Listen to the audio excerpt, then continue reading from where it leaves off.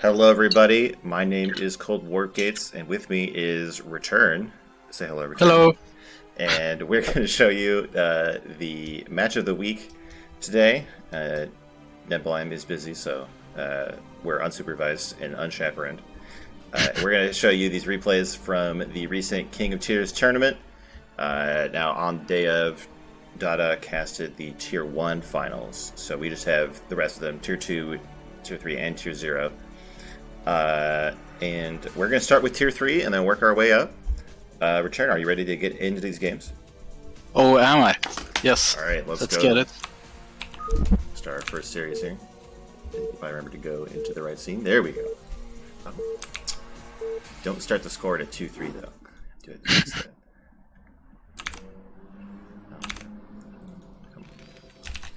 There we go. So, all right.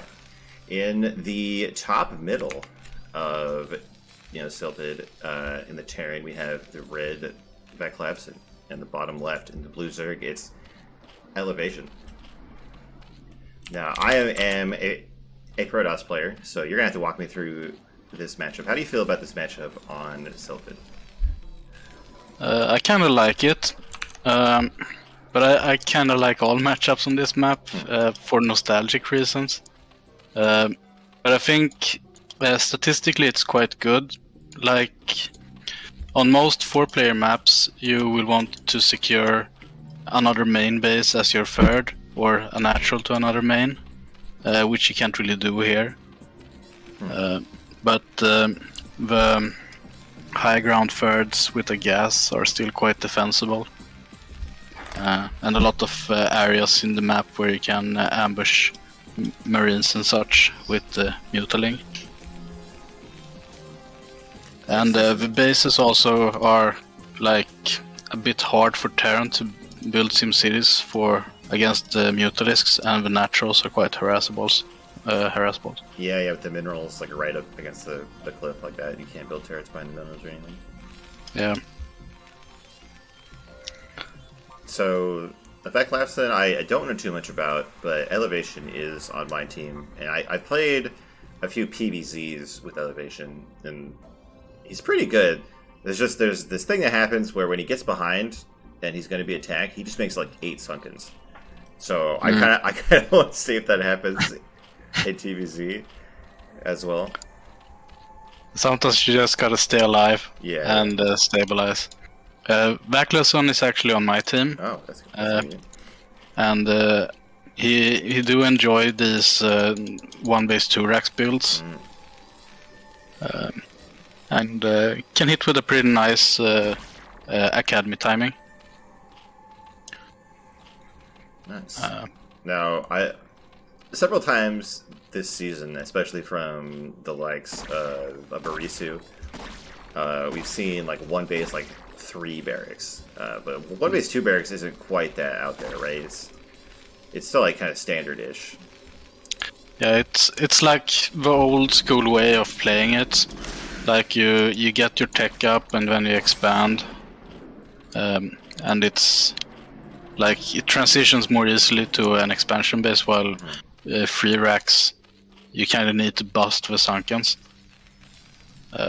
and you generally will like delay your tech. Here I think that Vaclavson will probably get a factory quite soon and try to do like a marine plus 1 tank push. Yeah, I feel like tank pushes have become more popular lately. I remember, like, it seems like even like last season, like, people were just like skipping tanks entirely and going right with those big vessel counts. Yeah, I think that especially with like more people doing crazy Zergs, they generally rely a lot on sunkens, and for that 1 tank kind of nullifies that if you can get them at a decent timing. And if they aren't making defilers, you don't really have that much to irradiate either. Like, you can irradiate a Mutalisk cloud, but after that it's only sunkens, right? Until the ultras are popping out. And Also, you kind of need the tanks versus the Hydralurk and such if the Zerg is doing that. Yeah, that makes sense. It looks like Elevation's going for like a 2.5 hatchery build here. Getting the start hatchery in the main. Yeah, he's getting his Spire on time. He's also keeping track here, so to make sure that Terran is not expanding, he got the creep colony in anticipation for like a bust. So now the Sunken here will buy some time to get these other creeps going up, and even the evolution chamber here. I wouldn't mind having it a little bit higher up even, but it's pretty good. It will restrict the movement from the Marines coming in. Yeah, for sure. Well, okay, so you said that the Spire is coming up, but I actually don't see a Spire just yet. Yeah, it seems like the drone didn't make it. Maybe he cancelled it in favor of the third hatch. Well, these Marines get here. The Sunks might be finishing just in time. One of them does go down. The second one is finished. The third one finishes. And Vaclavson is forced to back off for now. Yeah, when those two other finished, there was no chance. I think if maybe he could have sniped the top one before backing off, but I don't know if it's worth it. I could have sworn I saw the Spire, but he probably cancelled it since he's so low on drones, and he was forced to make the... Oh, he's going back in again. Just pick up that wounded Sunken.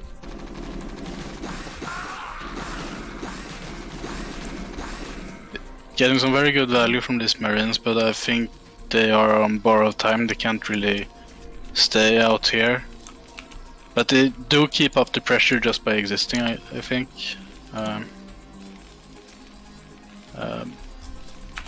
But now I think that the elevation probably wants to get more drones.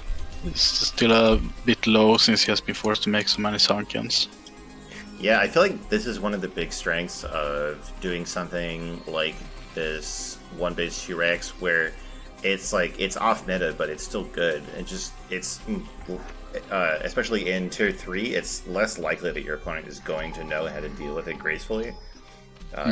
It's like this is definitely like too many Sunks, right? But like Elevation probably doesn't have too much practice against this.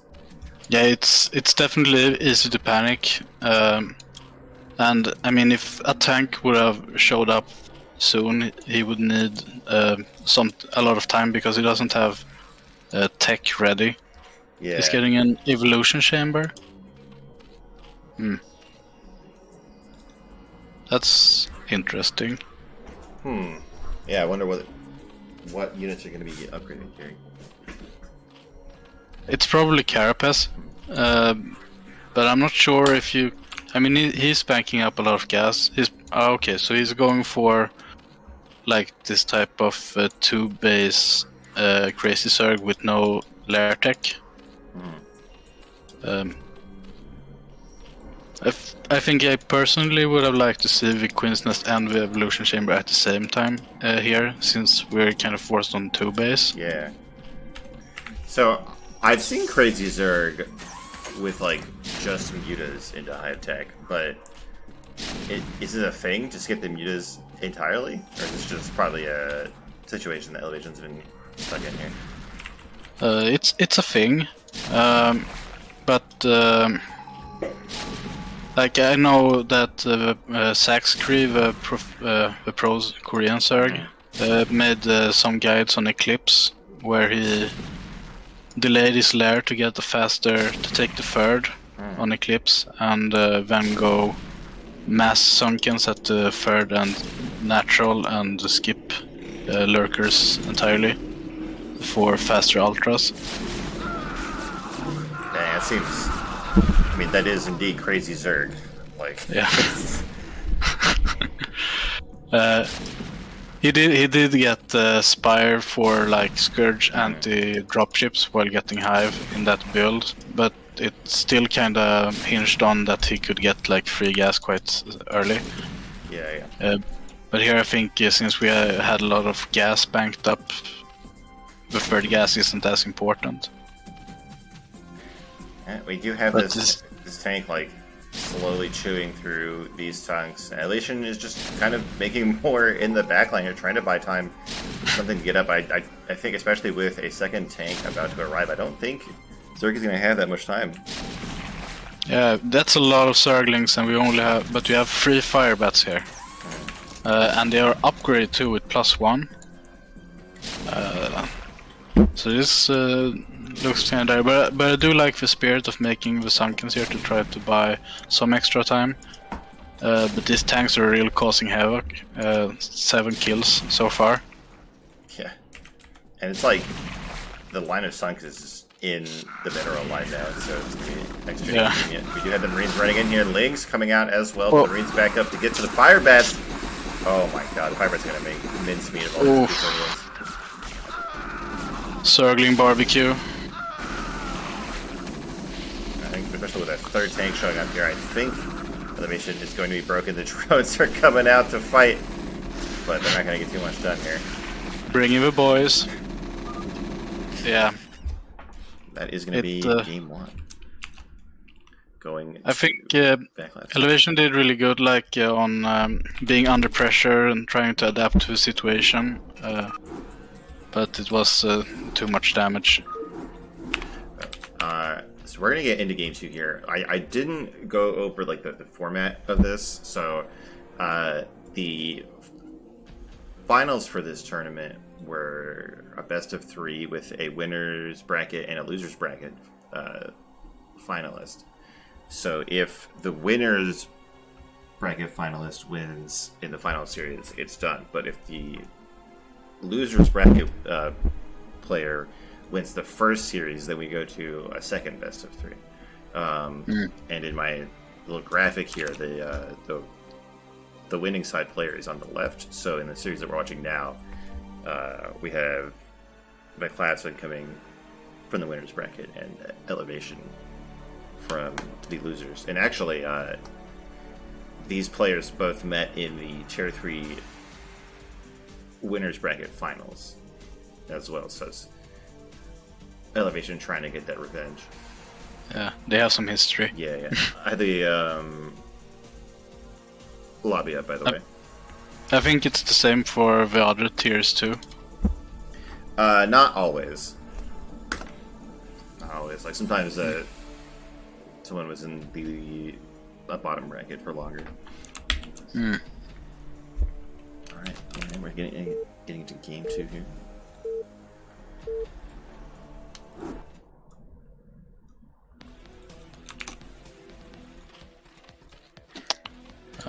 So in the top left orange Terran we got Vaclavson, who's up 1-0 in this BO3. And in the bottom left, in the magenta, we got the Elevation. Yeah, we got the spooky Halloween colors. Yeah. Here on Polyfoot.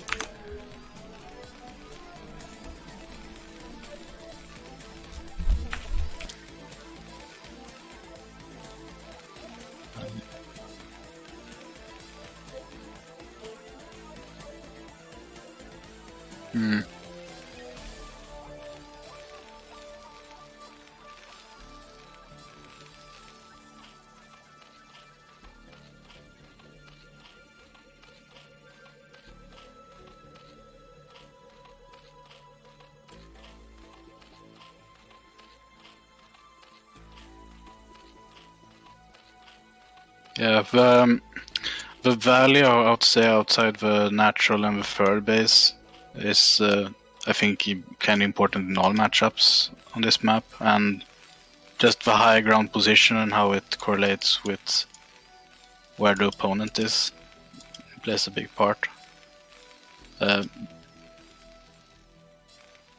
One. Yeah. Yeah, I was also thinking it's the shenanigans time, but he did start his depot before, but that would have been spicy. But yeah, I personally really like that this map has become like the new standard map. I wasn't a big fan of Fighting Spirit or Python,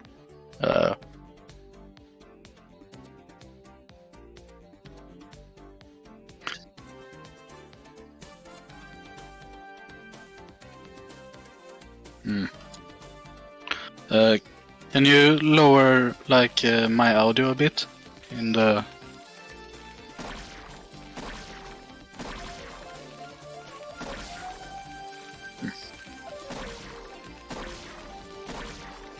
Yeah. Okay, so Scout again confirms it's 2 racks.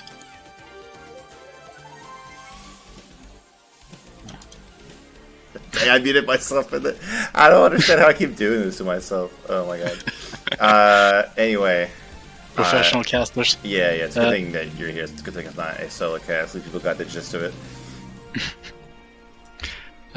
So we have a standard 12 hatch again from Elevation, and Vaclavson is doing the same build as he did in the last game. So far mirrored. Yeah, and you can probably be confident that their coaches are going to be very happy these players are just sticking to solid builds here. Sticking to them out. That is one of the big things with like lower tier players is just like actually executing on a build order. Okay, so we're getting a 2. It's not. It was like a pseudo 2.5 hatch, but he got the 3rd hatchery before the lair. So that's a bit interesting. So it was actually kind of more like a free hatch, but he got the gas before the 3rd hatch. So it's something in between. I thought that it was based on the gas, not the lair timing, but I guess that makes sense.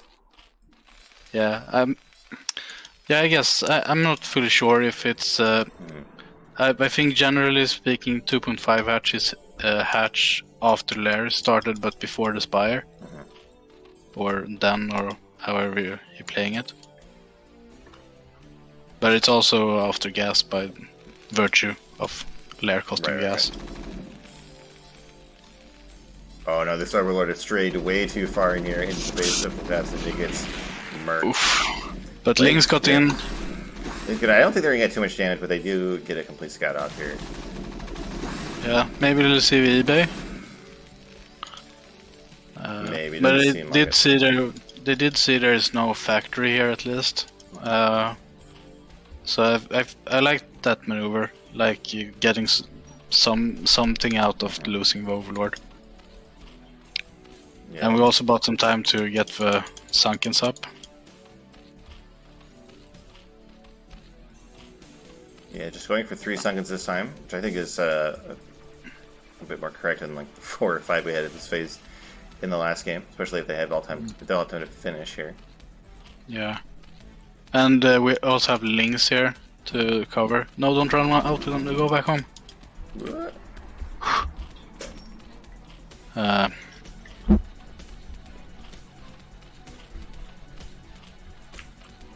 I think that maybe Elevation will go for something similar to last game, since no lair tech has started yet.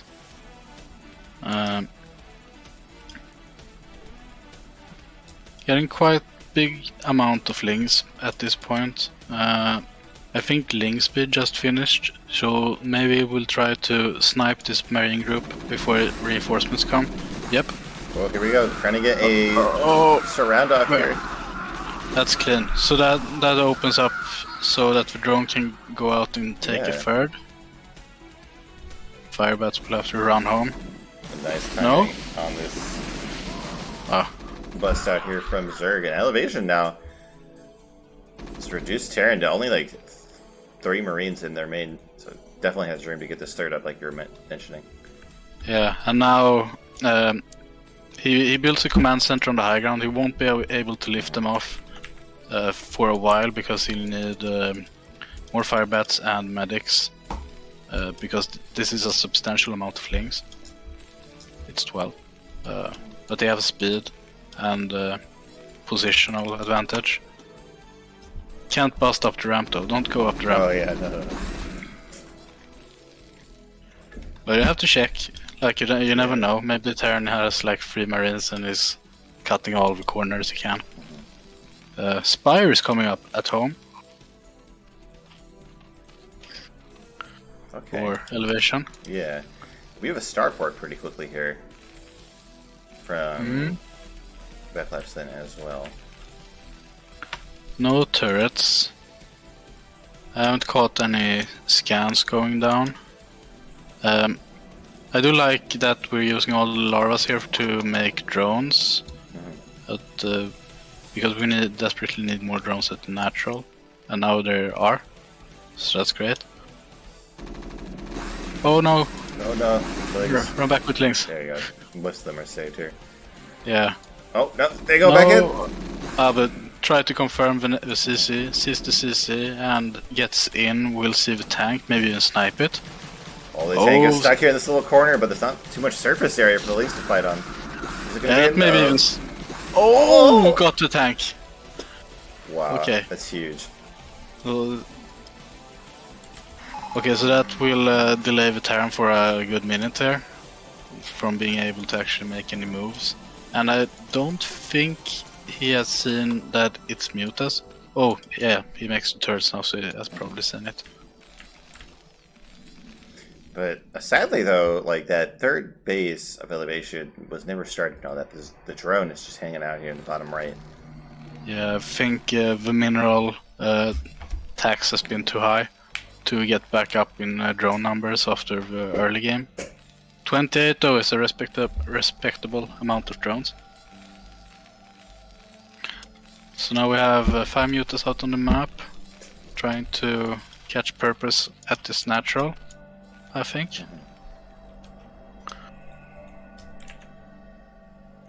Let's see what damage can be done here. There are a few turrets in the natural. There's 4 in the main. Oh no, the Leah is 5 bit too close to those Marines.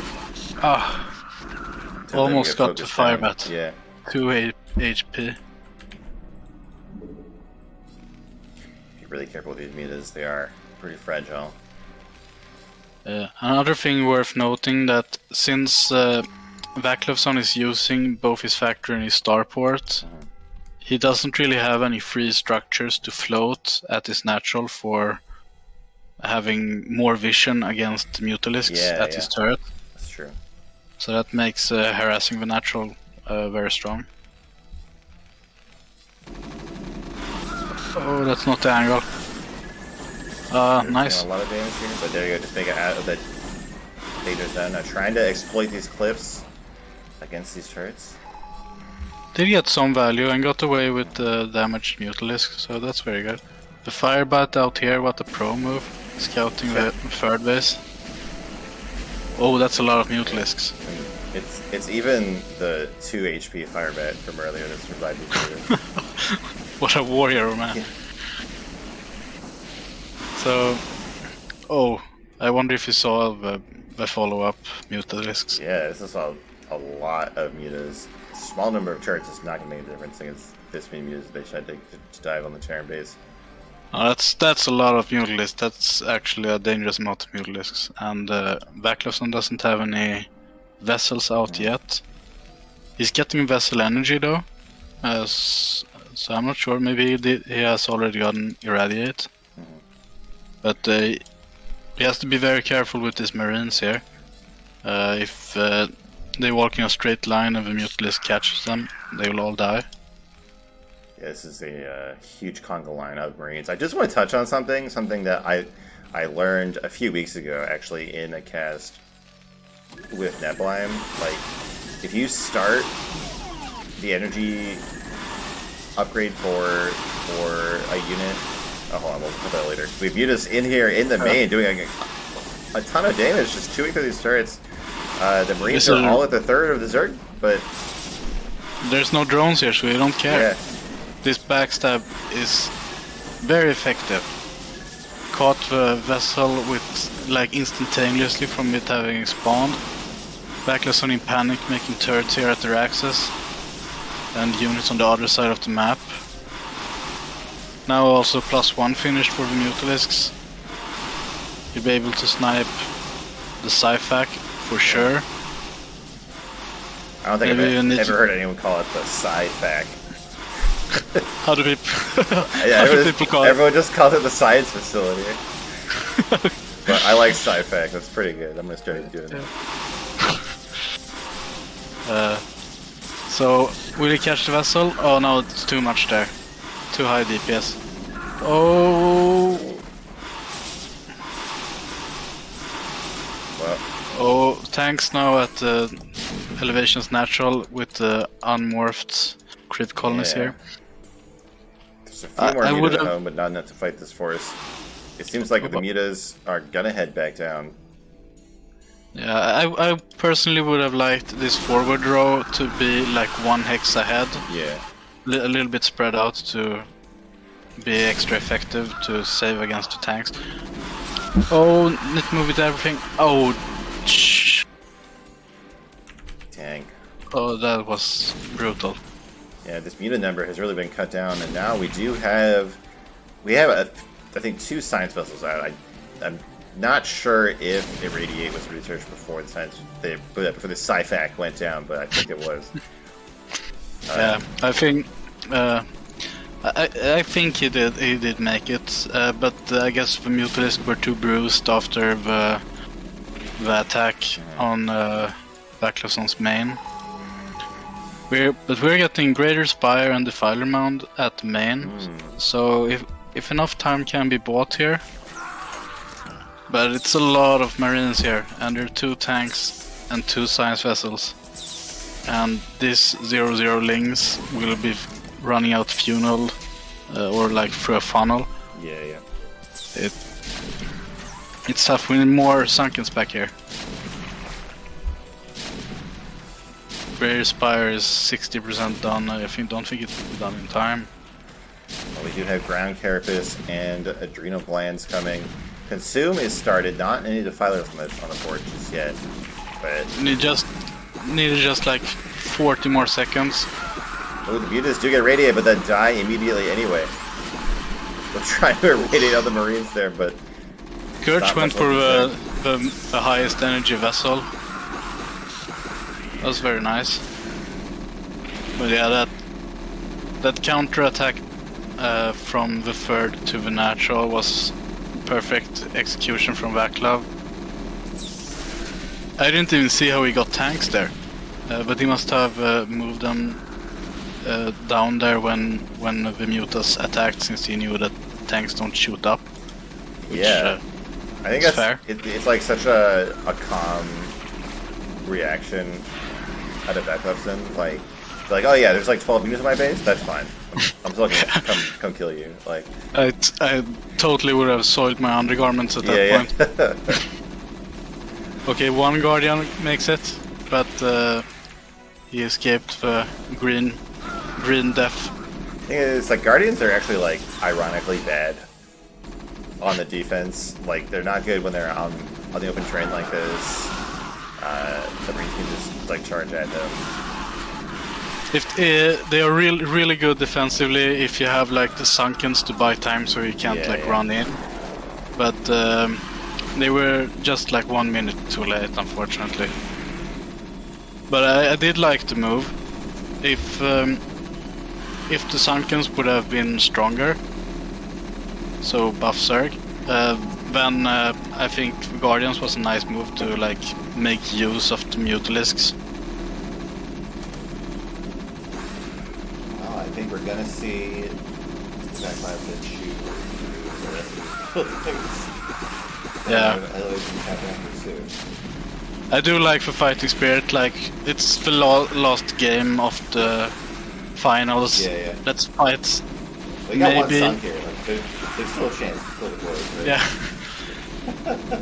Like, maybe one of the Zerglings will spawn as the nameless one.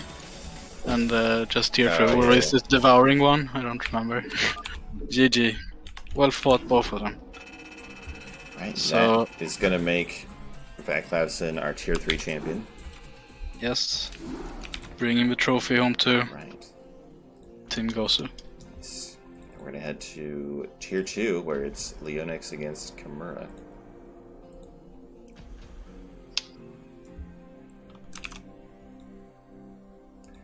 Get that all set up.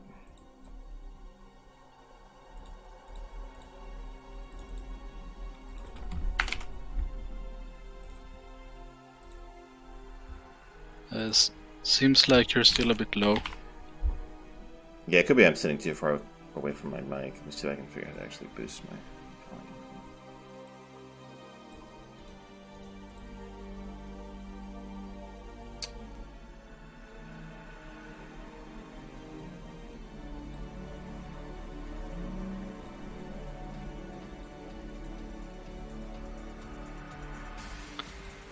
Okay, I'll try that. There we go. So now it's Tier 2 Leonix against Chimera. K1. Alright, let's get into it. On Eclipse. Yeah, I'm not sure about the maps. We'll get to that in a bit.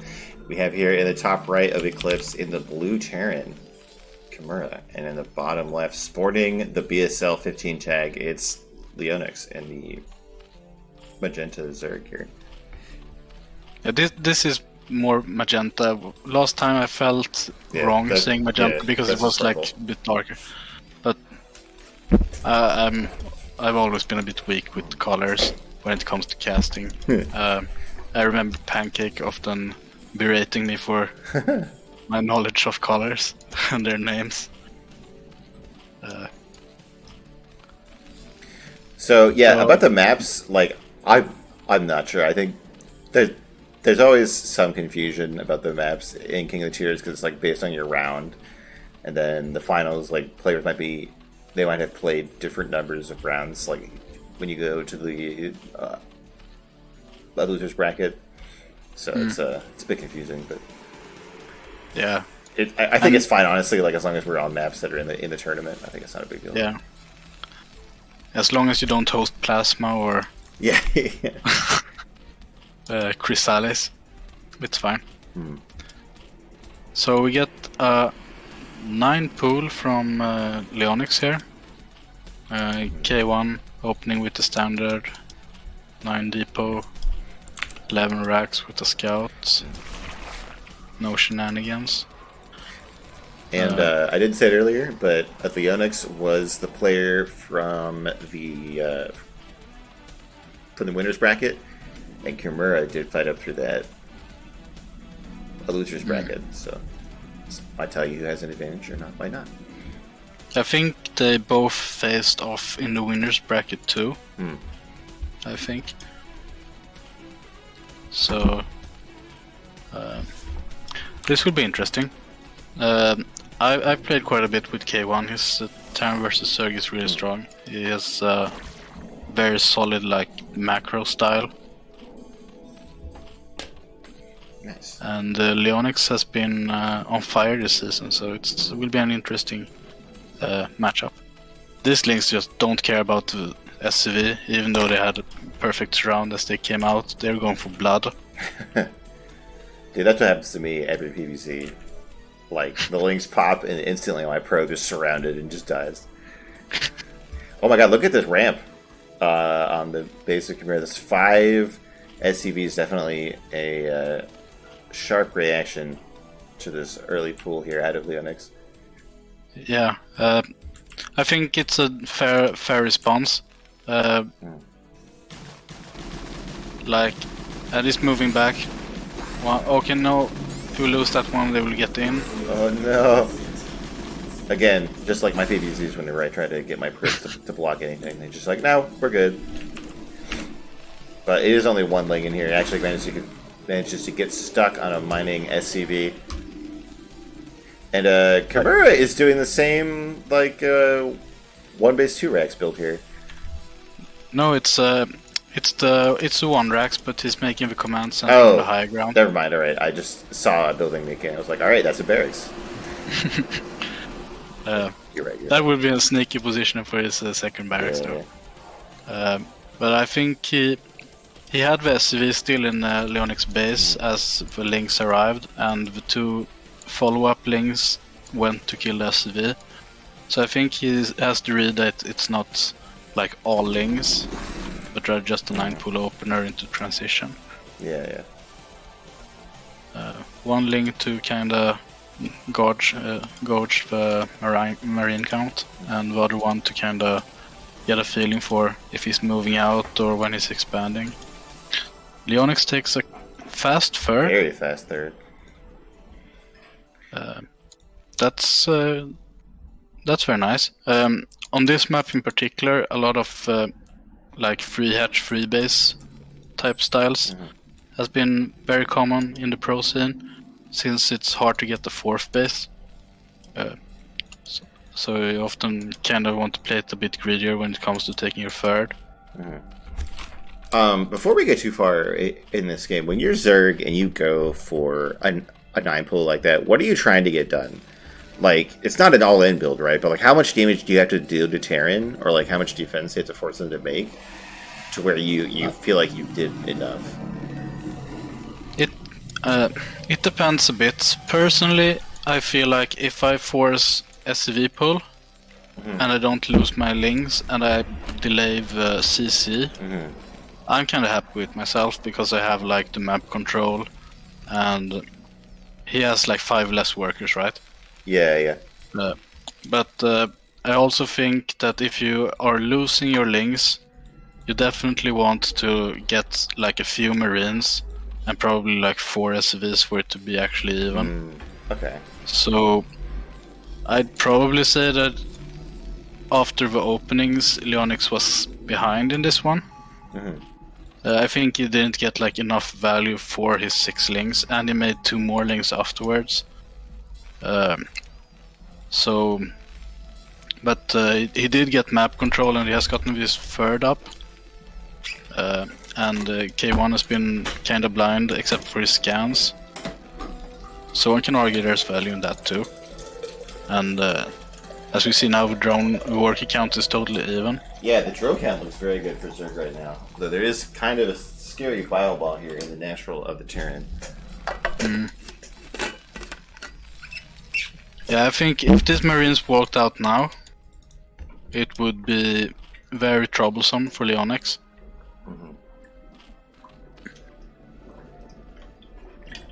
And we have Leonix going for what looks like a more normal build here, getting a few mutas and then heading into that lurker tech by the looks of it.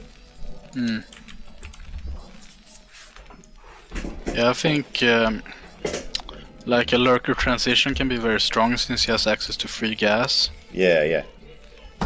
And as we said, his worker count is very healthy. That's a lot of work, a lot of drones. So it seems like he's not committing too hard to mutas, just 5 here, forcing turrets, trying to get whatever snipes they can. Maybe he'll even transition to Hydra Lurk from here. It's actually possible with this economy. But I think he would like an evolution chamber to go with that. Yeah, I've been hearing people talk about Hydra Lurker a bit more lately. Like, sometimes as just advice to a newer player, like, it's just simpler to pull off than the conventional ZVT. But like, is it actually becoming like more meta now, or is it just more of a new player? On this map in particular, Hydra Lurk has been a bit more common, but it's not like the muscle Zerg, or how to say, of old. It's more like you open a free hatch on free base, defend with Sunkens and get Mutalisks and try to pressure, and during that you get like Hydra Lurk and Defilers. And then you try to use Swarm and Plague to get good trades so you can get the 4th gas up. Because you're like less mobile with Hydra Lurk compared to like Lurkerling. Makes sense. And it's also very good versus vessels. But it has become more common. We also saw it recently in BSL be used to great effect by Hydra Lurk. Well, we have... This was just at the anti-timing here. Lurk is just finished. Yeah. We have Chimera pushing out here. These mutas are not doing too much to slow down the Marines, but like you said, there's a ton of lurkers here, and they are out in the middle of the map where Chimera might not suspect them to be here. Oh, man. Oh, whole position too. Even baiting with the other eggs. Oh my god, huge spines go up. Huge play there from Leonix. So many lurkers. It's like not Hydra Lurker, it's just Lurker. Like, yeah, it's Lurker, exactly. Yeah. one eye Yeah. just shows support.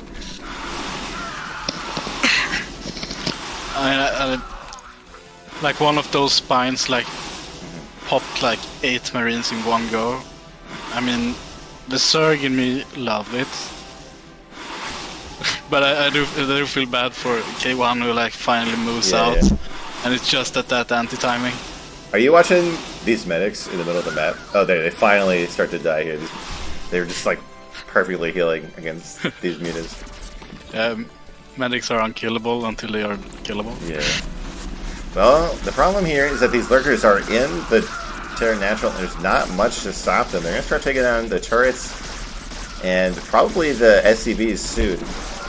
Yeah, we have no factories floating, so we have no tanks to deal with this, and we have no bunkers, and they are almost ranging the ramp too. So, Yeah. So if they were a little bit closer, but that's a lot of lurkers. There's 5 lurkers and there are Marines. Yeah. So many eggs too, we can just leapfrog here. And some mute is still alive too to pressure. And even more, they're just like rallied all across the map, lurkers all over the place. Hive on the way too. You have a vessel here and irradiate research, but it's not going to come out in time. And it's 8 lurkers. Yeah. GG. Definitely a brutal victory there for Leonix with those whole position lurkers. Yeah, that whole position lurker, that was game ending. That was brutal. With the eggs too, like you run up and you see them and you think, yes, I was just in time. That was quick thinking on Leonix part to hold position them right there. I probably would have just let the spines go off. Yeah. And he would back off with most of his Marines alive. And then I tried to go up ramp while still sitting in an arc up there and I lose on the lurkers. Yeah. Been there, done that. Well, here, back on Neil Silphid in the top middle in the brown Zerg, it's Leonix. And bottom right, once again in the blue Terran, it's Kimura.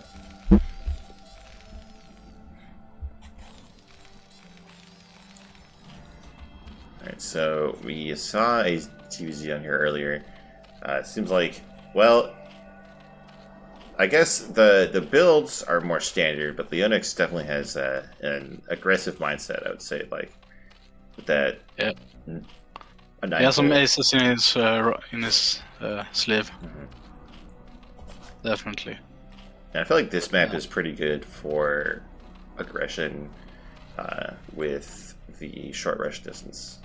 So yeah, and no ramp and kind of open nats. I know that in my first CPL season they had this map, and I employed a 2-hedge lurker build to great success. Too many Terrans chagrin that season.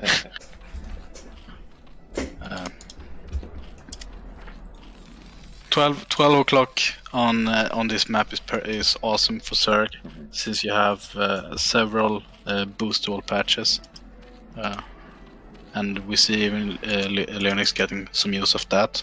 Nice. Which is amazing. This time, but we haven't sent the drone yet. Oh, he's going now. So, 12 hatch opener, and K1 is doing his trusty 9 depot 11 racks, probably into command center.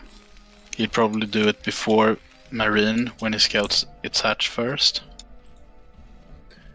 Yeah, this is one of the nice little optimizations you can do as Terran here.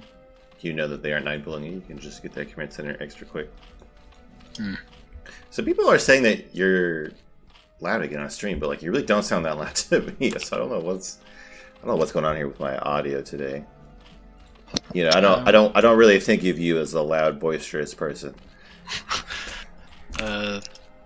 No, I was almost thinking I was maybe a bit too quiet, but that maybe doesn't reflect on the output.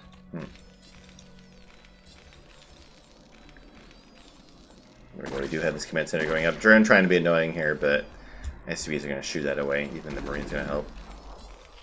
But the drone gets out alive.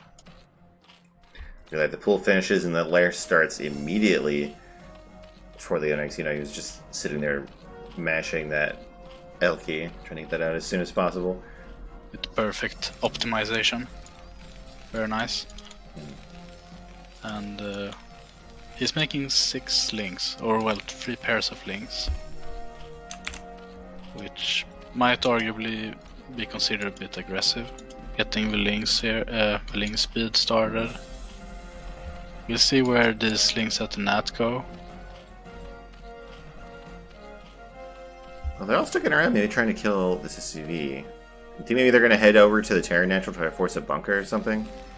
Yeah, or maybe he wants to hide the links from the natural to fake how many links he has made. But they're sticking around and even coming in to help, so I think that's maybe not the plan. Or he's up to shenanigans because he really wants to kill this SCV. But the SCV is out now.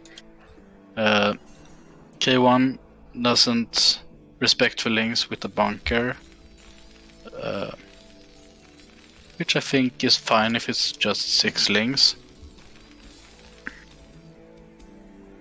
Fire coming up. Maybe a depot.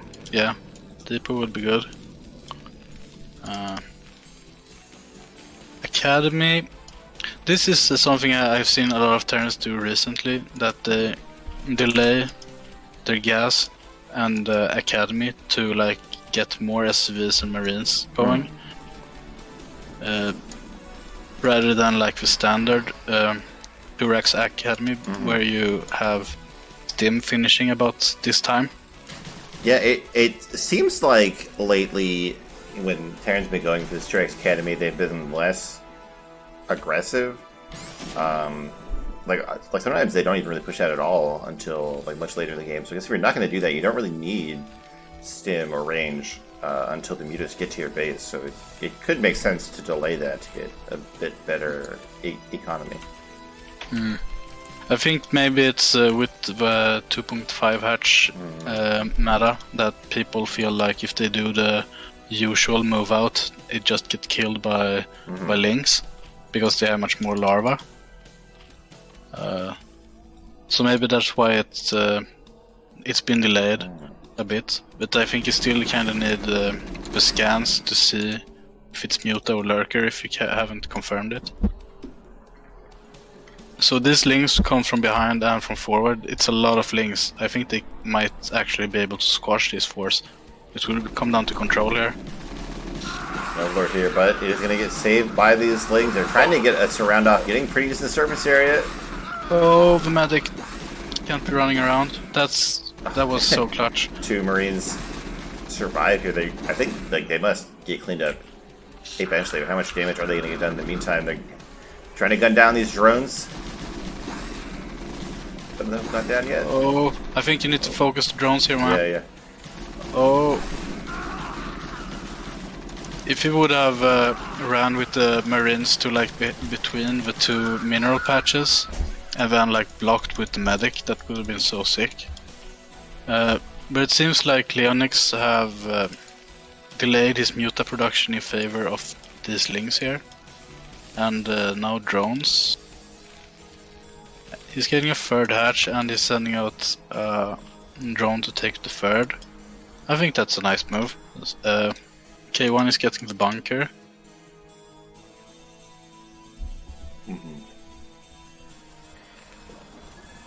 Now the thing is, like, there's no more sunks here for the Zerg. There's no lurkers yet, no hydrogen coming. There's a 4th hatchery though.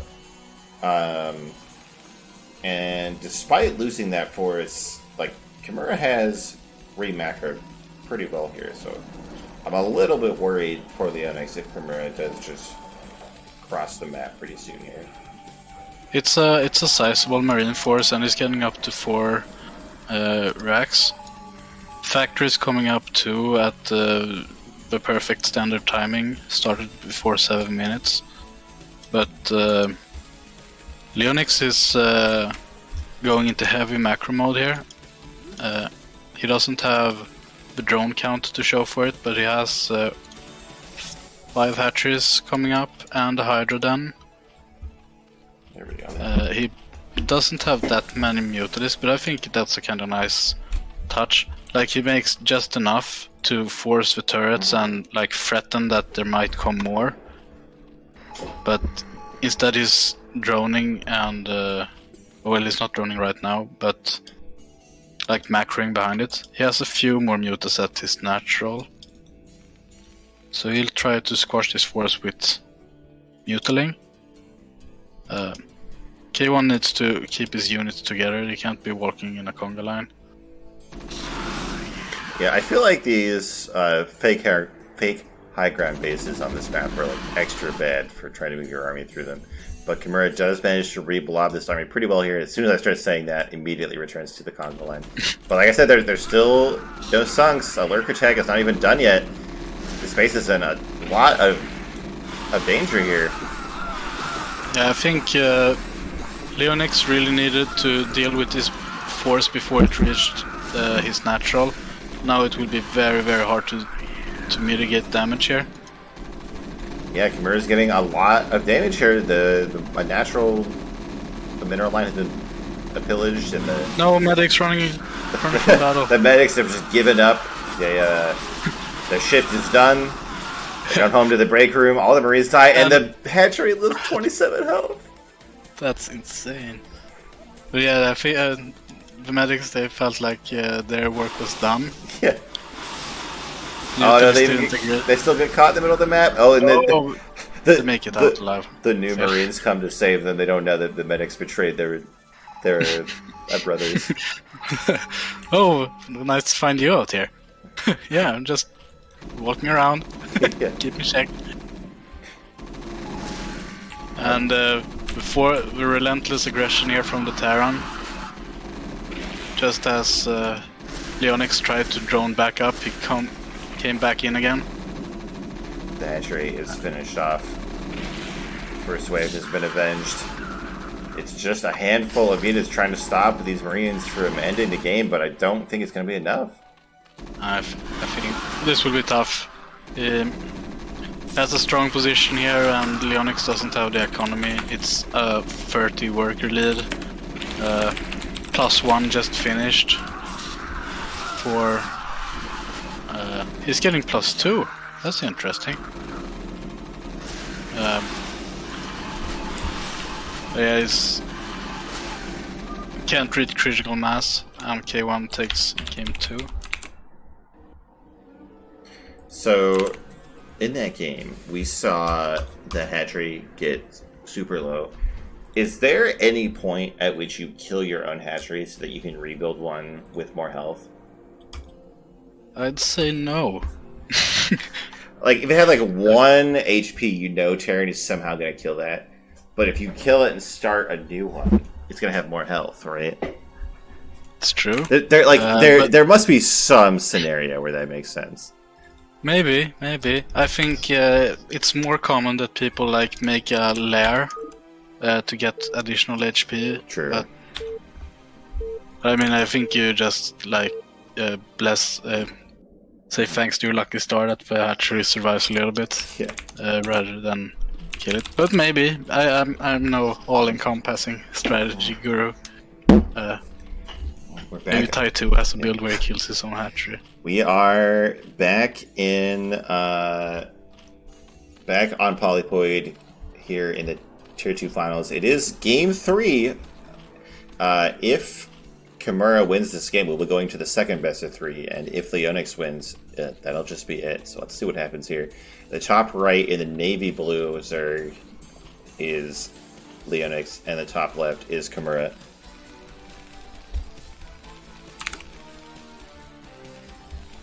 Turn.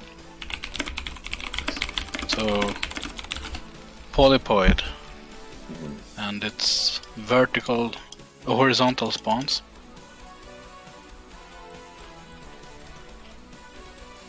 And Leonix is 9 pooling again, I think. Or is it a 9 hatch? No, it's a 9 pool. Okay. Worked game 1, maybe it works this time. Yeah, this is a 4-player map.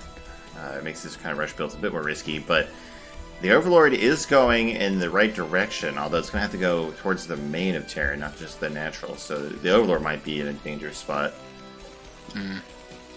And he might even like just rest it at the natural, and then he will just not see anything until a bit in. But maybe since he's opening 9 pool, he'll go forward and like check the actual ramp, because he really wants to determine the start position of the Terran.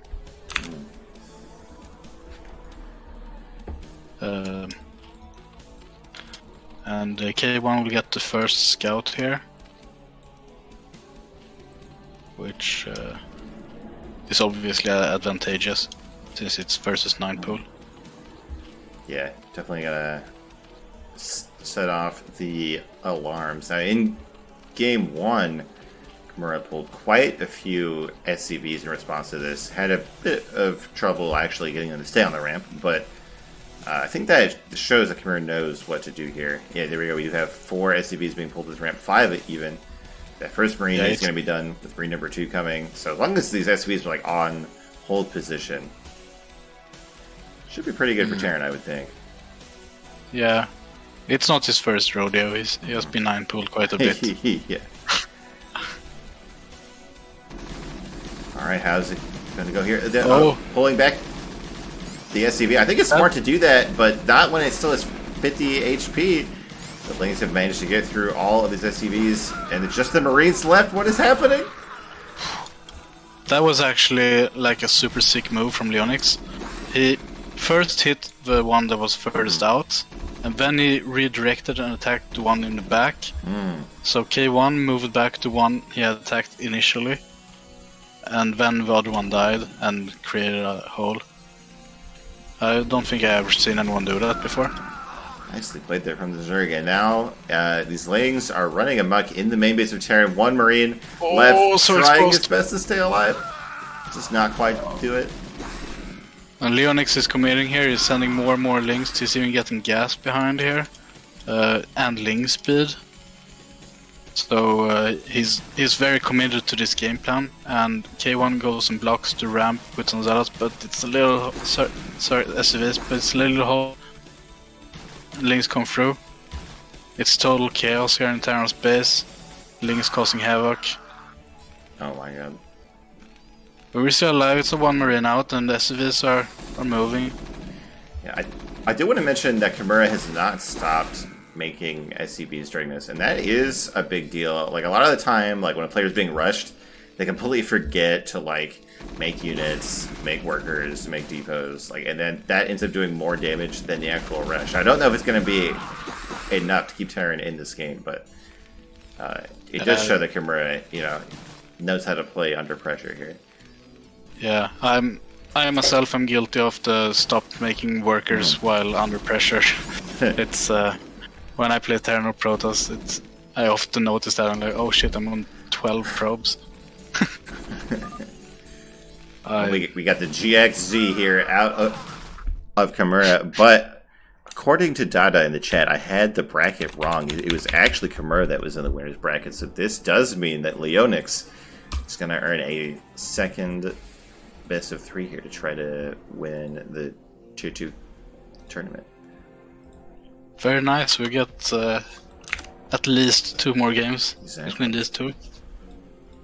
I guess when you saw the next batch of Lings and that they had speed, you just figured that, it's just a matter of time at this point. But I think he fought very valiantly. As you said, I really liked the constant worker production.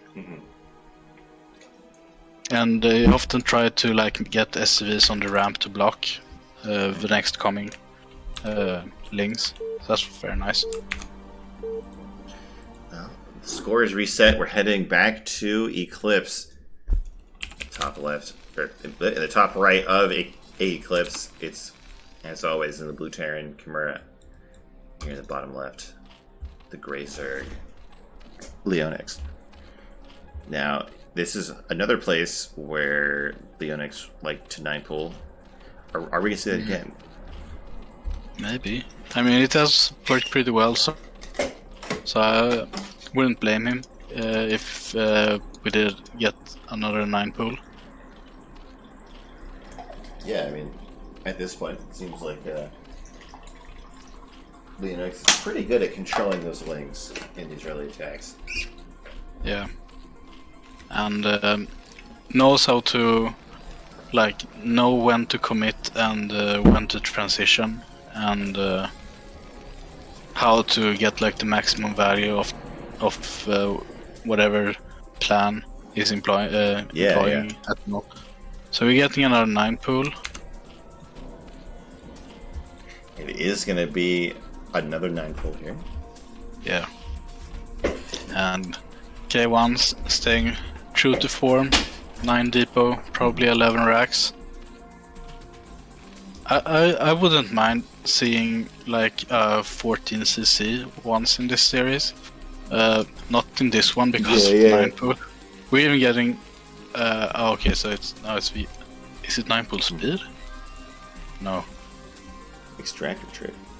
Extractor trick, yeah. I feel like if your opponent has got 9-pull 3 times out of 4 games, you're not going to 14cc. You're not going to 14cc. On a 2-player map. Yeah. On this map you can make like a kinda nice wall at the natural. It's not like a complete wall, but you can block with 1 SCV, which is kinda nice against these type of heavy ling builds. I think 9-pull will still reach. No, you have time for the second depot, but it's kinda tight. And they can just like kill the depots too, I think. Well, Chimera once again scouts this 9-pull. Probably doesn't feel too excited to see this yet again. Okay. Oh. Yeah, but like you can tell how much farther the rush distance is here. Like, Terran's gonna have 2 Marines, whereas they barely had 1 in the previous game. Yeah, it's quite a big difference.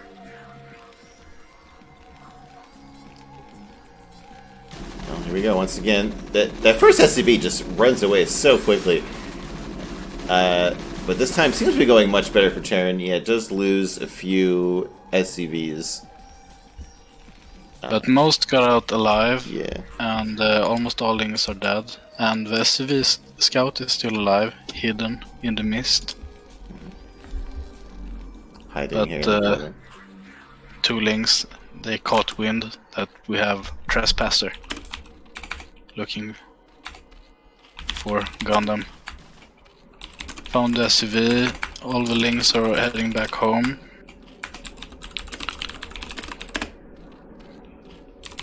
We got gas, but no lair starter. Hydra then. Ooh. 2 base hatchery tech Hydra then. Do you think it's gonna be like for like some kind of like all in, or like going into Hydra lurk in the long term? I think it will be some kind of all in, because Hydras aren't that good until they are upgraded. So he kinda, I mean, he can probably surprise here and jump on. He still has a lot of lings. He didn't get ling speed, but if say Terran is delaying his second racks, I have seen some 2H Hydra have some success in this matchup as a like timing attack. If you're caught off guard, it can be very effective. Delaying the bunker, definitely want these annoying lings. Definitely want to delay this bunker if possible. But that's so many Marines. I'm not sure if I can see 2H Hydra working here, because it's so many Marines. But I've been wrong before on this topic. It seems like it's a very thought out build. He has 2 drones on gas. Yeah, I don't see much sign of Leonix planning to transition out of this one. Definitely feels like a one-hit punch type move. But there is a drone here that is giving me the vibe he's going for to take a third. Okay, maybe that was... Yeah, I guess it's not going to be completely all in then, but definitely have to get a lot of damage done to justify the investment into this. Yeah, definitely need to totally reset the Terran army, so there's no fear of army coming back. But we're getting double bunker here, 3 bunkers. I don't see how. Oh yeah, probably attack before the bunkers. Oh, here we go. Steam and run in. Oh, I need to back off now. There's even a fire back here to help clean up these links, although it just gets popped by the Hydras. Does seem like Kimura has managed to hold this off and should be feeling pretty good about that, right? Yeah, definitely. But this is very unknown territory, so I think there's still a little bit of what's going on from K1 here, I think. You definitely want a factory going up here. Yeah, tanks are very strong against Hydra Lurker. Indeed. And the Hydras on their own too. Lair is coming up and the Fur is coming up. I think this high ground here above the ramp, the plateau, will allow Leonix to get very favorable trades, and if K1 would decide to go around to deny the third, there's always the risk of counterattacks, right? So it's still not danger averted for Terran. It's a bit it's very interesting play with the third in particular. I do like that actually. And third gas coming up. Yeah, the Lurker aspect research has begun here. Yeah, so and now we have three drones on gas in the main too. So Zerg is definitely transitioning here to a mid-game position. And we must definitely be going for Hydra Lurk here, since getting both Hydra speed and Hydra range. But would also need evolution chambers, I feel. Oh yeah, upgrades are definitely going to be important here. It's really funny to me, especially coming from StarCraft 2, kind of in all matchups, but especially Zerg, how long you can wait before starting your upgrades. Because I guess in especially in a conventional ZVT, you just don't need the upgrades for a long time. Yeah, you kind of get if you're opening too much Muta, you will get the Mutalisk upgrade. Yeah. But then you have to decide if you order right. You're getting Hydrodan, Queen's Nest, and Evolution Chamber, generally. And most commonly, Evolution Chamber is the last in that order. But if you're fighting a lot with Lair Tech, you'll still need a quite early Evolution Chamber, else your units will just melt if you don't have Swarm. Hive started. Yeah, and we have a bunch of lurkers here in the middle of the map. Leonix might be trying to set up another hold position lurker moment like we saw in the first game. Very possible. It's also very possible that the memory of the hold position lurkers from before automatically gives Leonix a lot of like extra time. Yeah, Because yeah. you don't know until you have vessel out if at one point you'll run into it. Leonix going for 11 o'clock double gas expo.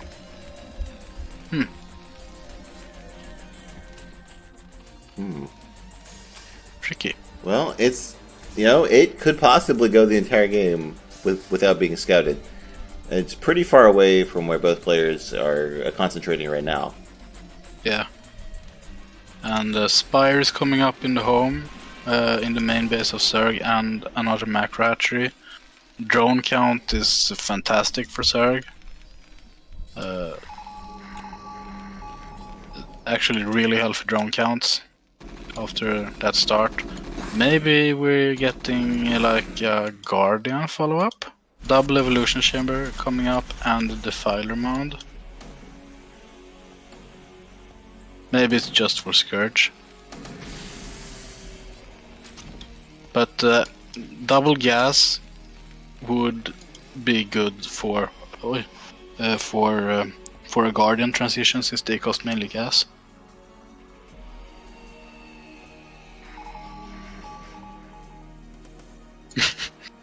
It's an actual build, but it's more of a timing attack. Yeah.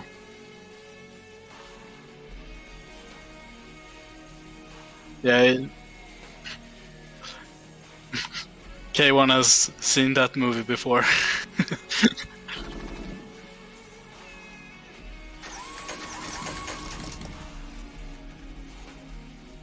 Now the positional advantage is for Terran. Oh, all these shots.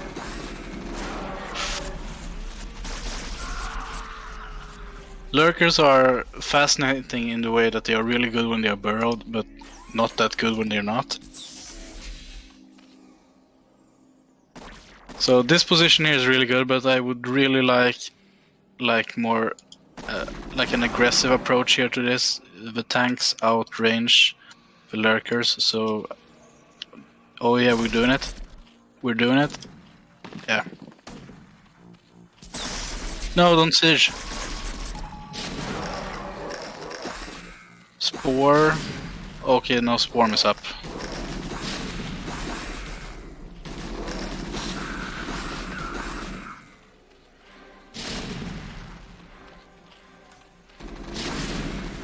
Oh.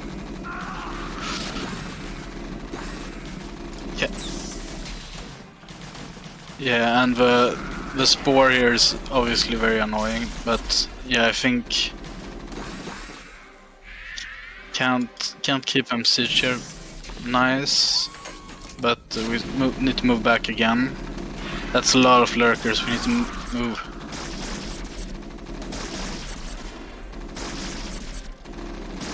If it wasn't for Swarm, this position here would be like so. This is like the perfect flank.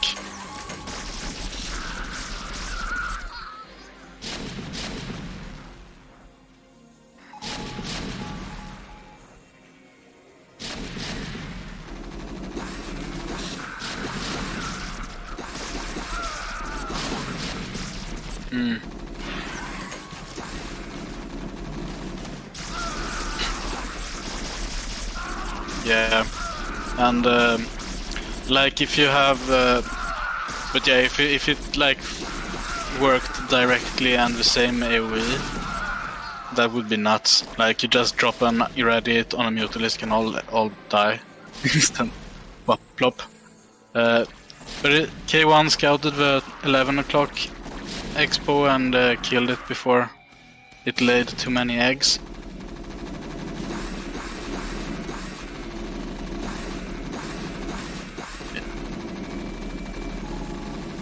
Yeah, double gas would be very problematic here. Like for Zerg generally, if we get to 4 gas, Terrans are kind of scared. So you imagine 5 gas. Nuts. Scourge, I think I saw some, but they seem to have died. Oh, there are some at the 3rd.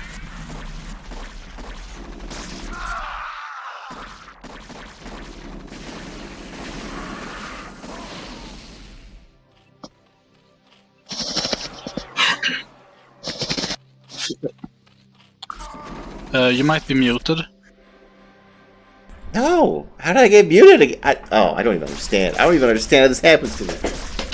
Dang it.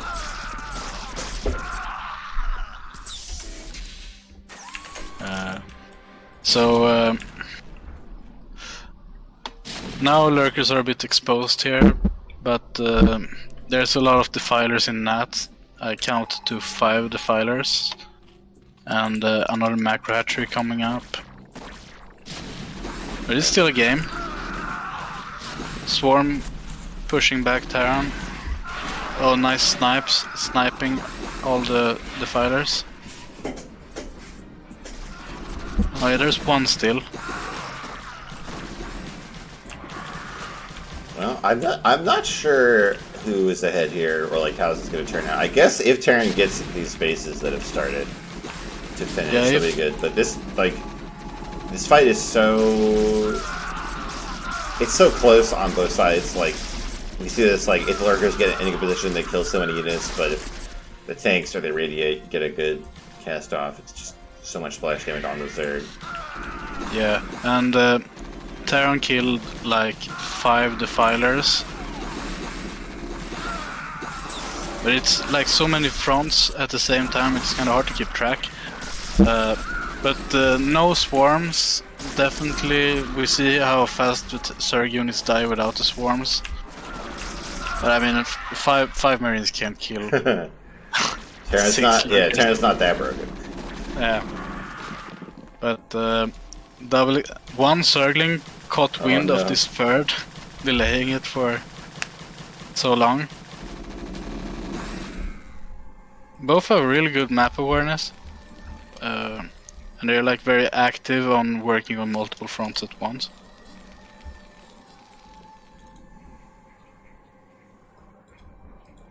So we have 2-2 on the way for Zerg, and Ultralisk Carapace going.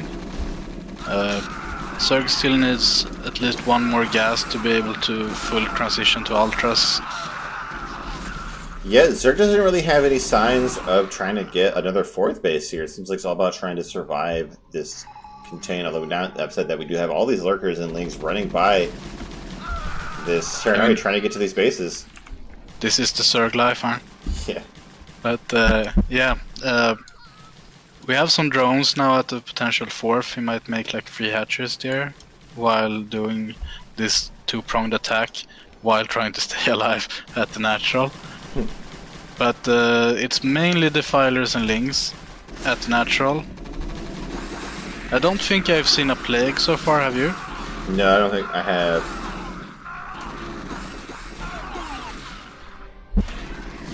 The vessel count is actually quite low. It's only 2 vessels now, after some nice Scourge play from Leonix. And Marines in Swarm is not as effective as they would have liked to be. We're getting a 4th up and try to retake 11 again. Yeah, there's going to be 5 bases for Zerg if these 2 survive. I think Terran might be on the defensive. Well, actually, I was looking around here with no support and just get slaughtered. Yeah, and K1 is a bit low on medics. Many died earlier, and it seems like they didn't enter the macro round, unfortunately. But Zerg army is mainly links. Now Ultras also appeared on the scene. It's the secret cow level has been opened, portal. Oh my god, Ultras everywhere. It's +4, +2. It's the classic Zerg strat of like, it seems like you're losing, but you're actually banking up thousands of resources to suddenly make Ultras. Yeah.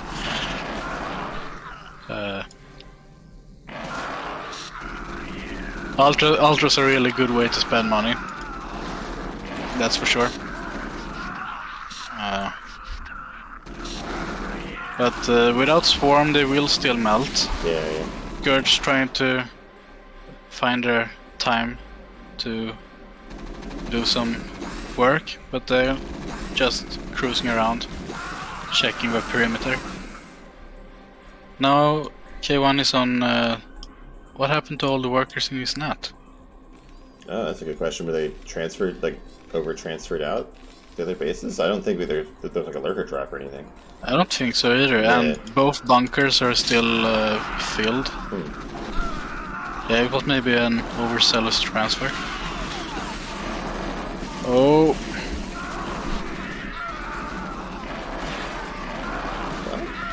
It seems like maybe Kimura's run out of steam here. Despite having all these bases, there's just not that much of an army left.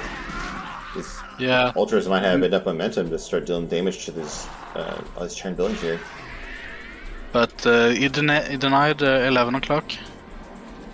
I missed that, unfortunately. But now K1's third is under pressure. And as you say, his mineral count is very low. And his vessel cloud is substantial, though they're up to 8. But now, Scourge! So many vessels and so many Scourge trying to split perfectly. Yeah, trying to find the ones that are damaged to try to maximize Scourge value. And another armada of the flying terrorists on the way. And 12 o'clock has been pretty left alone for a while, which is nice for Terran. But yeah, now Zerg is going out of control. He has his fourth base, and he has 5 o'clock going up too. GG. Mara's going to tap out, and that means that Leonix is going to take the first game of their second best of 3 here. Yeah, well, what a game. Very intense. Yeah, and some very unique like build choices from Zerg there. Yeah, I did not expect that to go to Ultras. But Leonix had a really nice transitional plan for that, which was really nice. I also think that, like, since it's multiple games with like the memory of getting the whole position off earlier, also play a bit into it.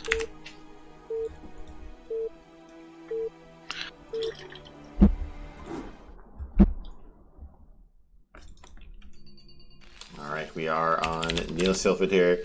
Kimura in the bottom left in the red Terran this time, and Leonix in the bottom right in the blue. Now, is Leonix going to 9-pool again? Seen it several times here. It would be interesting if you did like a 5-pool or 4-pool instead, like to mix it up from 9-pool. But I mean, the 9-pool has worked very good so far. I think he has won every game he has opened with it. Yeah, I think so. Like, even in the games where the 9-pool didn't do that much damage, it still eventually led to a Zerg victory. It's like Leonix has a whole, like how to say, like a book filled with follow-ups and transitions, and feel very at home with the 9-pool opener. Looks like we're getting it again. Why fix something that ain't broken? Exactly, like at this point, like, just keep bringing it down. And I think Kimura has done exactly the same build every single game too, right? It's a very standard opening. Yeah, he follows the, how to say, the ideology that a man is more scary who has practiced one kick 1,000 times. Yeah. Rather than 1,000 kick man. 1,000 kick man. I feel like that might be me, because I know lots of stupid, cheesy builds, and I can't do any of them well. I'm 500 kick man. Some I practiced more than others. You have like one leg is like more muscular than the other one. So you practice the 500 right leg kicks. Yeah.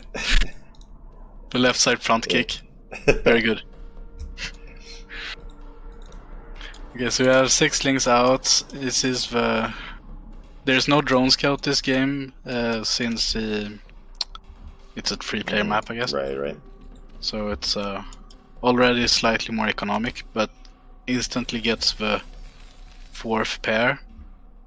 A double scout from Kimura might be enough to save him. Like, otherwise, like, these legs would have gone completely undetected, and the legs actually stopped for a few seconds. That could add up here. Yeah, and there's no ramp this time. So theoretically, it's. I mean, now if it moves back to one front, it's a full entry of.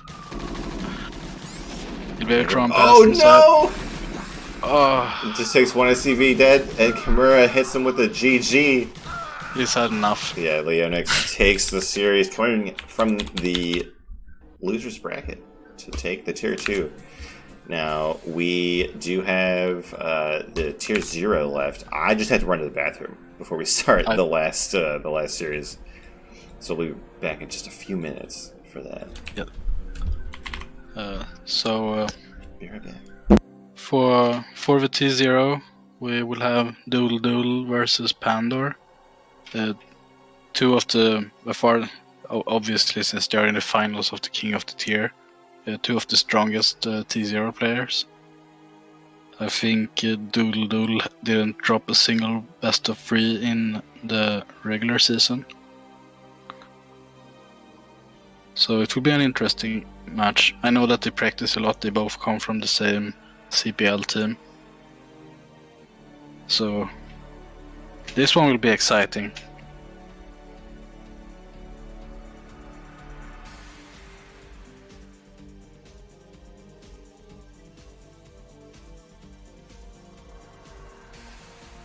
And I think they actually matched up in the winners bracket final too, so they had already fought once before.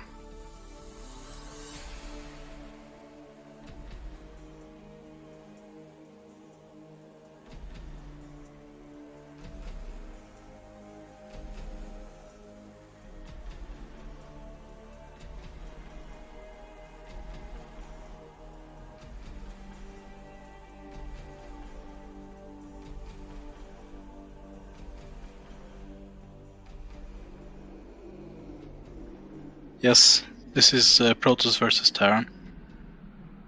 DoodleDoodle is the Protoss menace and Pandor the Terran hope, I guess. In that metaphor.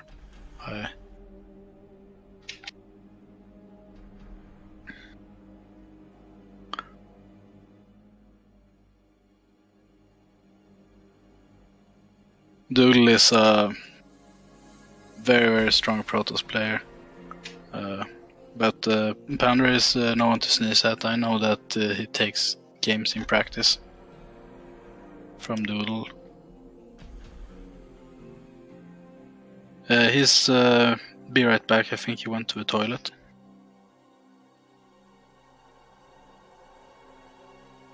Which is why we haven't started the next set just yet.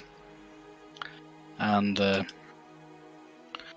I'm a horrible cocktail waitress, keeping the guests entertained.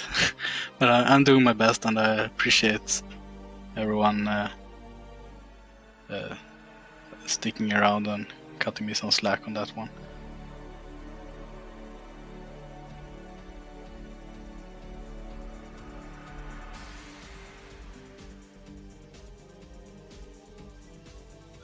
I hope everyone has had a lovely season so far and are looking forward to the playoffs and the potential next season.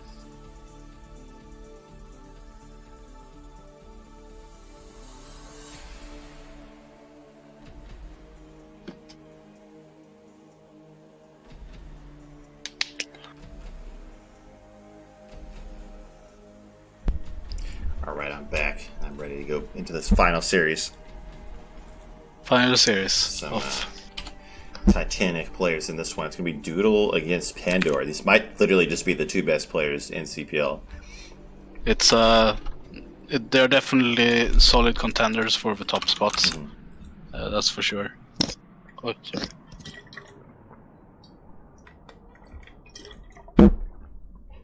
So Lightswarm is betting on a 3-0 victory for Doodle, which would be extra good because this is a best of 3 series, right? So like, yeah, you can only win 2-0.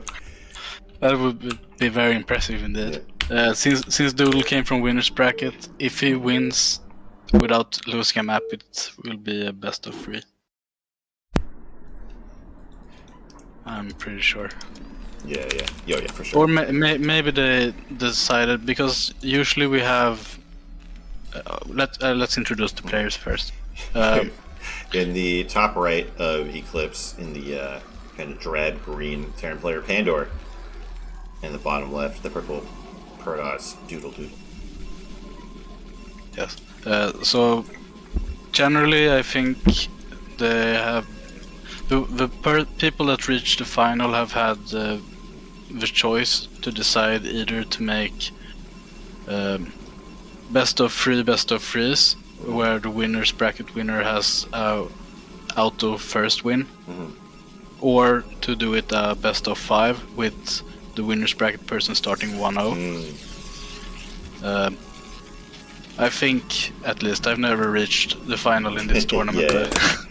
I always get knocked out early, and then make a little seizure in the loser bracket, and then get knocked out again.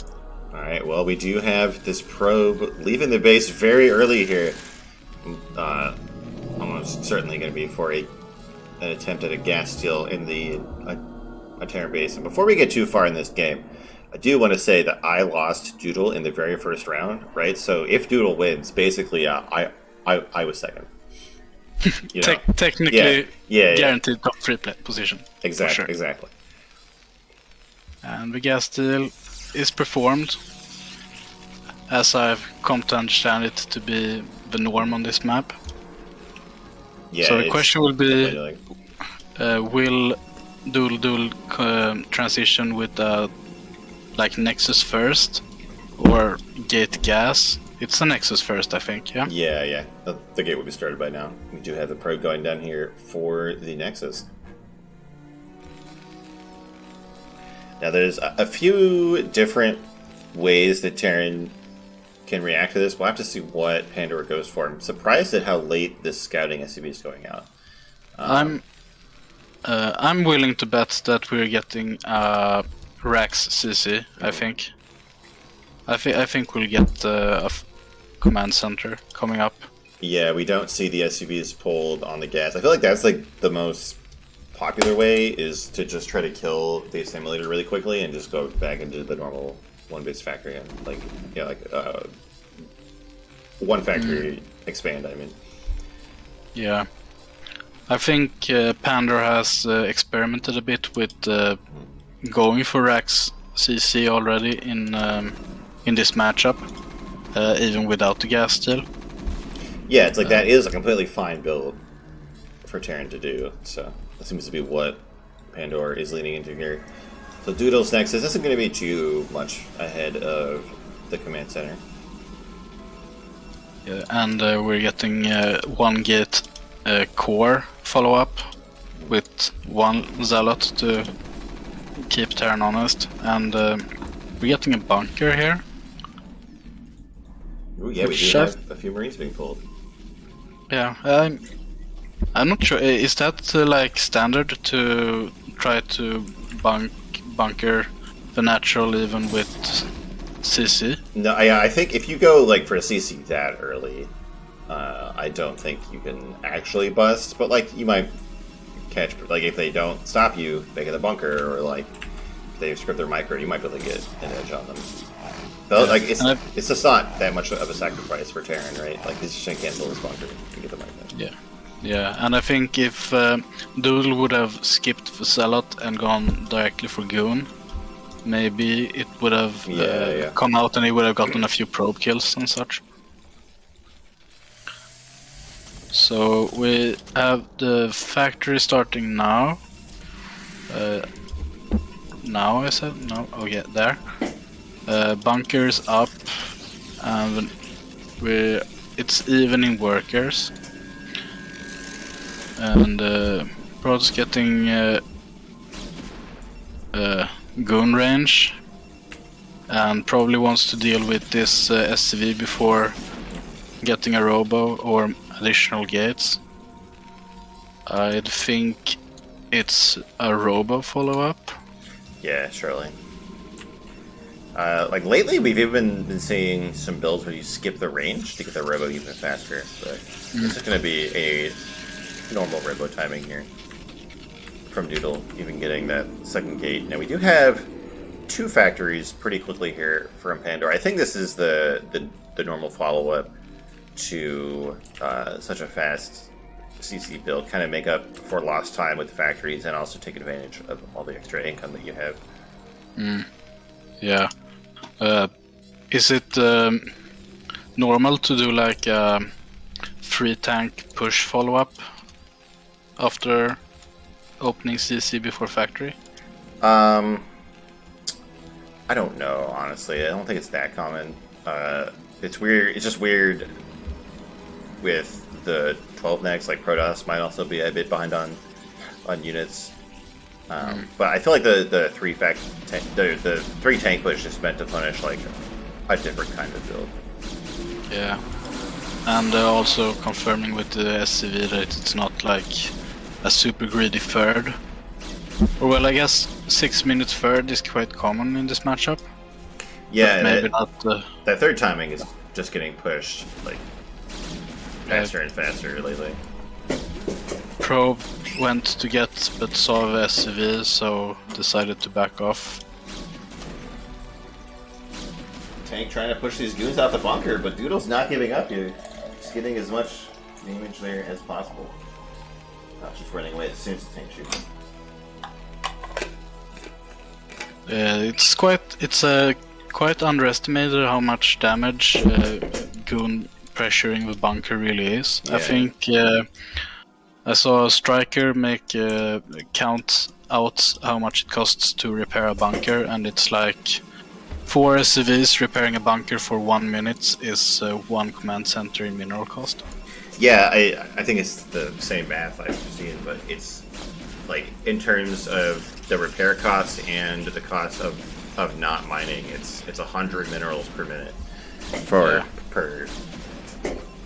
SCV. Yeah. So some vultures out on the map, they don't have mine yet. Yeah, Pandora got the siege mode really early, which kind of surprised me. It's going to limit the ability to be annoying with these mines. Now Doodle did have a goon parked here on the ramp quite smartly. And Goliath range is quite early, I think. Yeah, that's really early. Oh, but that's because there's a Stargate and a fleet beacon. Oh. Yeah. I missed that. Yeah, me too. I totally looked at the production tab. So, like, Doodle's going straight into very fast carriers here with this third base that is about to finish. So, I think both players are going to scramble to try and get an army.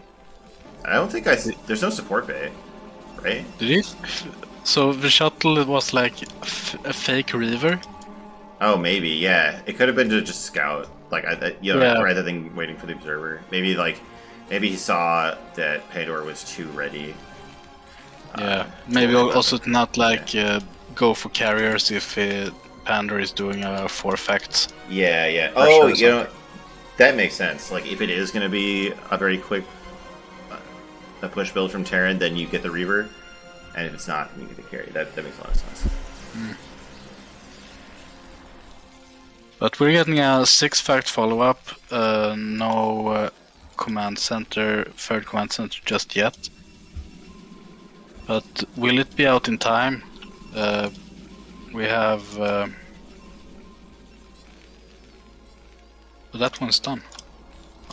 I have a visual bug, so the bottom Stargate shows opening warp gate, but it's done, right? I mean, that's what it says when they're like warping in a unit. Okay, I thought I could see carriers. Yeah, like they're making carriers. It's like they're like, oh, opening the gate for the the unit production thing wasn't there. Oh, it was just opening warp gate. Like it was. Yeah, I think I have seen that sometimes. And you know, I'm starting to wonder if maybe Pandora didn't scout the carriers, and you're right, it was just a reaction to this shuttle. Because you don't really want to be building turrets when you're trying to push someone going for carriers. Yeah. But yeah, so I think like if Terran had like full map vision, map hacks activated, like Julia.exe or something, he would probably want to push at this point, I think. But there's a lot of zealots at home and a shuttle, so it's still a bit scary. But there are some Goliaths with range. Yeah, and the first 2 carriers are out. The critical number that you're trying to get to is 4. That's where they can actually be useful in a fight. And you know, it's gonna be like gonna be like halfway through the build time of the carrier when this push comes here. So it will have to come down to these gateway units for now. Oh.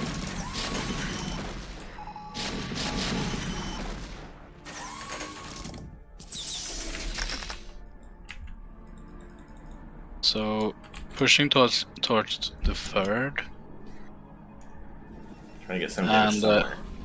Doodle going for the counterattack, looks like, but there are some mines here and the siege tank. Panda is ready. Yeah, but I don't think these 2 tanks are going to be enough to stop this force, especially with the shuttle hitting right into these tanks. The shuttle does get shot down, but not before the tanks go down here. Yeah, the 3rd base of Protoss is definitely in trouble. These probes are all going to get exploded on these tanks. They didn't have the 27 HP survival, so we have a 2-front attack here. Some turret tank on the high ground, bunker alive, vultures holding back. Carriers vibing in the natural, not doing anything. Need to repair the tank, I think. Good, so the 3rd got denied, but the probes, many of them still alive. Carriers caught in the open a bit. Yeah, this is not where the carriers want to fight, and these zealots don't have speed yet. That's so many zealots. Yes, they do. They actually do have speed. Alright, so the zealots actually are going to tip this fight in favor of the Protoss. And they are blocking off the escape path a bit. Nice.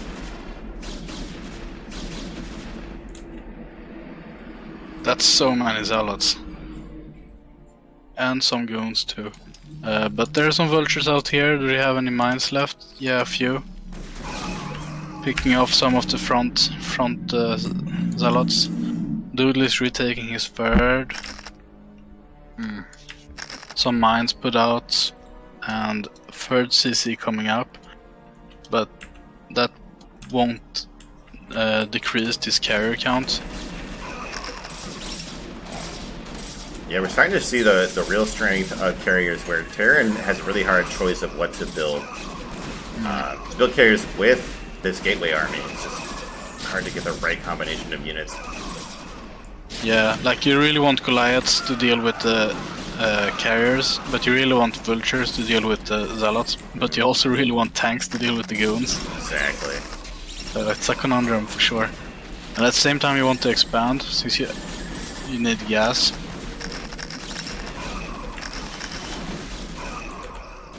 And look at this, like, Doodle's just in the natural of Terran. There's no tanks left. These factories are trying and to pump it's taking 5 o'clock behind this there.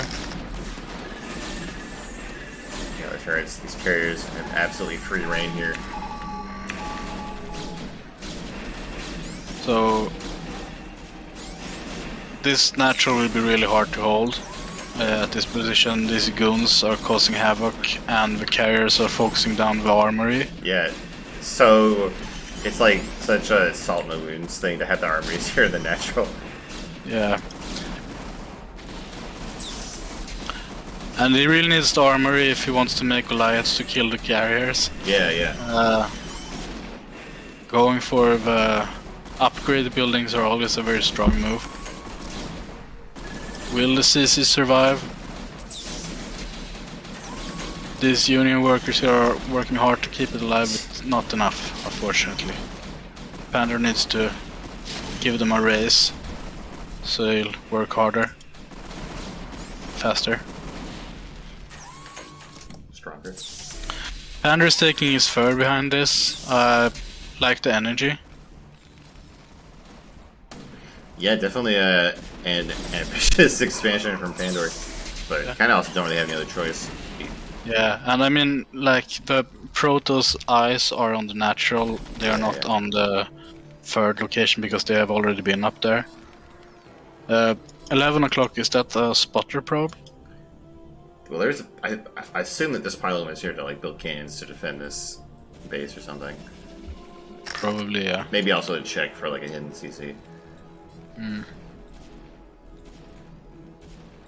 Vulture's finding the sweet spots annoying. out of cannon range, and they'll get a ton of probes before the second cannon finishes. No, even the tank is gonna come up here. It's gonna get killed immediately by the zealots.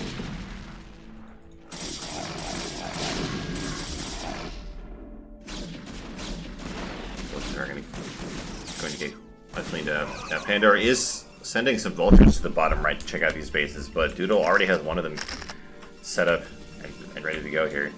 I think it's fully walled off. Yeah. How can you see up the ramp? Yeah, it's some reverse ramp nonsense. Oh, okay. Yeah.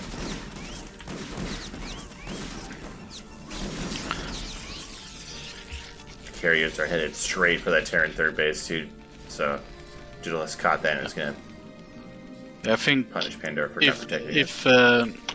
I mean, I think he kinda like was hoping for it not going scouted, and that was the way back. Question mark. GG. Yeah, like was that a good game? I don't know. For us, pretty good. I've seen Pander turn some quite insane Terran versus Protoss matches.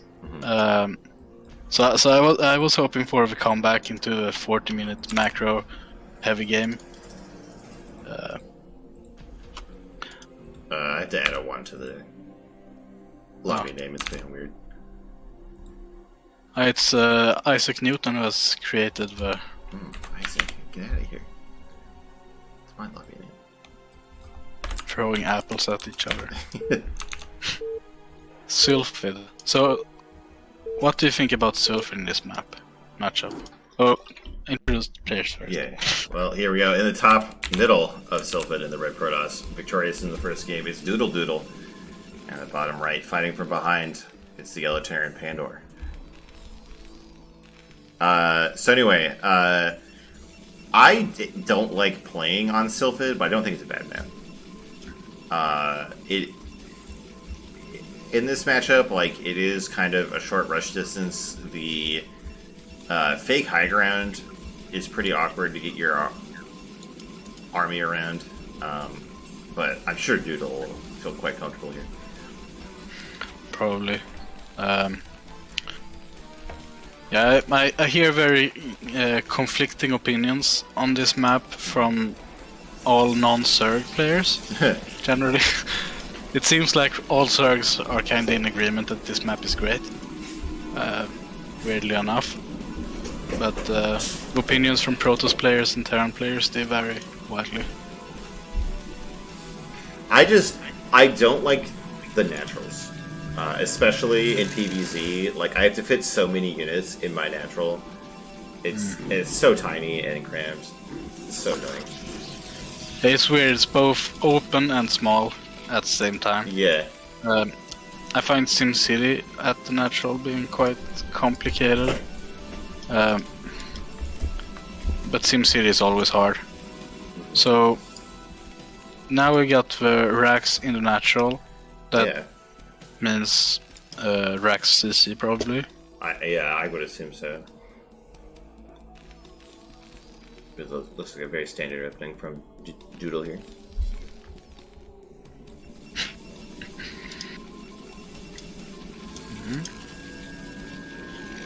And Doodle is doing the classic 10 gate, 12 core, no, 12 assimilator, 14 core opener of old, approximately at least. No zealots.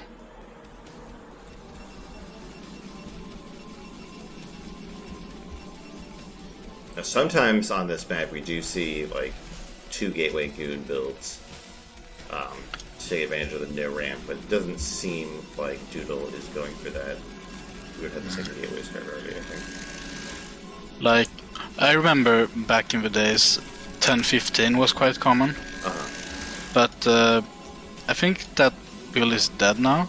Yeah, I think so too. I think I've had this argument with Nebline, but I think it's pretty bad. Yeah, I think people do like 10-21 sometimes. But I don't know, I feel like 10-15 would be pretty strong on this map, but it's probably obsolete by Terran innovations, I guess.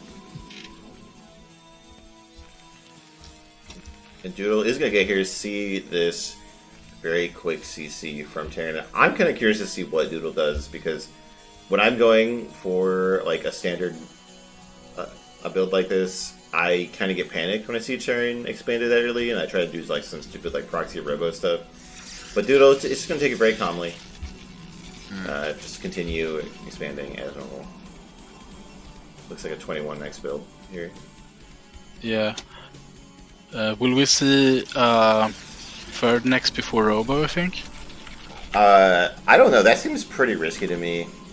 It's so useful to get that observer in there as soon as possible. That way, like, if Terran is being greedy, then you can get your 4th base quickly to kind of make up for the, I guess, like a later 3rd base. And the thing is, like, you can still get your 3rd base at like 6 minutes after getting a robo, so it's not like you're getting a super late 3rd anyway, right? Yeah. And maybe also, like, there's no really good 3rd base here, like the fake high ground isn't great, and the mineral only is maybe not optimal. So maybe it's better to get your tech out faster in that regards. We get the robo up, range almost done. And the Panda is not content with his factory placement.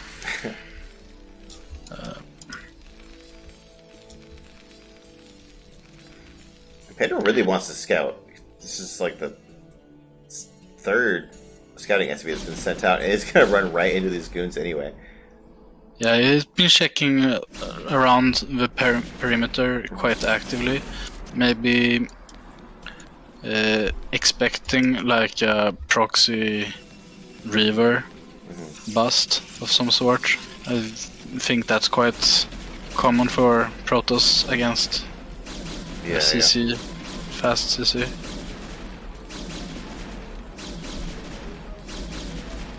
Well, we do have the goons on the bunker again, and first tank is just past halfway done, so it's gonna be a decent period of time. This bunker has to just sit there and take it. Panda says he's checking for goon range.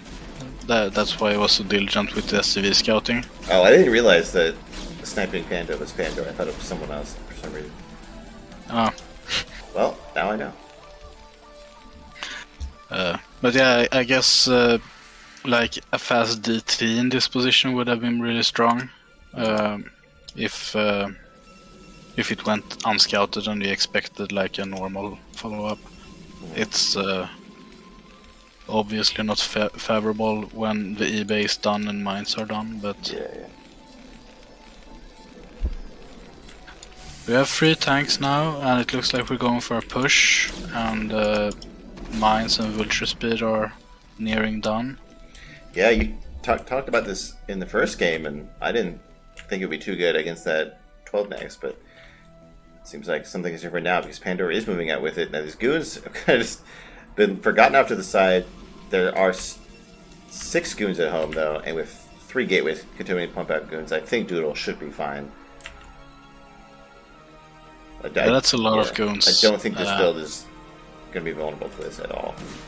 It will depend a bit on the mines here. Oh, that's a dangerous mine. Picked off though. The greens are going down. These goons are trying to jump on these tanks. They're not going to be able to get out of here. I think all these tanks are going to go down for like minimal losses on the side of Protoss. It's a great There's one very damaged goon on the 2 very damaged goons. But yeah, I think we're just happy to make it out alive. with 2 vultures running by. Yeah, they killed that probe going to build that third base, so that's a small victory for Pandora, but overall I think Doodle feels pretty good about how that engagement went. Oh, and look, the Stargate's coming again. This map is not quite as good for carriers as Eclipse is, but still not a bad carrier map. It's like, as they say, there are good carrier maps and better carrier maps. Exactly.